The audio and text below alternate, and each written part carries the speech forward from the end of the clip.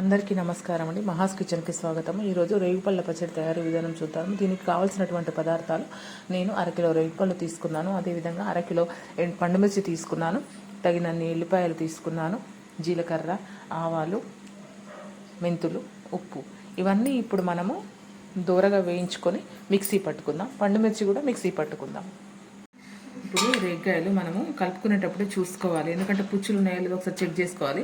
అవి బాగున్నాయండి రేగ్గాయలను, ప్రతి ఒక్కటి కూడా చెక్ చేసుకున్నాను. ఇప్పుడు వీటిలలో మనము ఆవాలు, జీలకర్ర, మెంతులు ఈ మూడు నేను దోరగా వేయించుకొని మిక్సీ పట్టుకున్నాను. ఇప్పుడు ఇది ఇందులో వేసుకుందాము. ఇప్పుడు మనము పోపు పెట్టుకుందాము. ఇందులో ఒక స్పూను ఆవాలు వేసుకుందాం.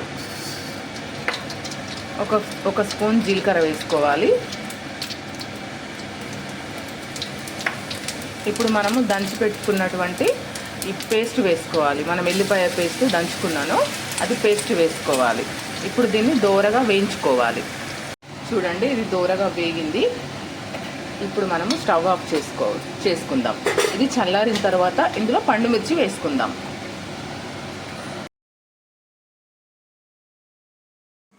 మొత్తం చల్లారనియకుండా కొంచెం నూనె గోరువెచ్చగా ఉండగానే మనం పండుమిర్చి ఇందులో వేసేసుకోవాలి.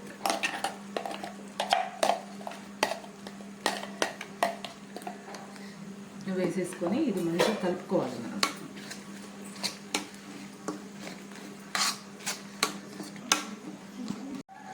ఇప్పుడు మనము దీన్ని మంచిగా కలుపుకున్న తర్వాత ఇప్పుడు మనము మన యొక్క రేగిపళ్ళు ఇందులో వేసేసుకోవాలి.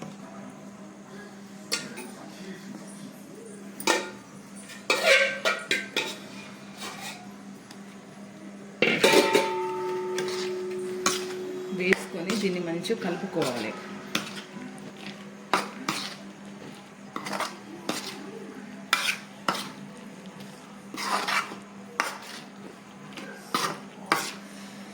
అంతేనండి, రేగ్గాయ పచ్చడి రెడీ అయిపోయింది. ఇది ఒక 1 day 2 days తర్వాత తింటే 1-2 days తర్వాత తింటే చాలా టేస్టీగా ఉంటుందండి.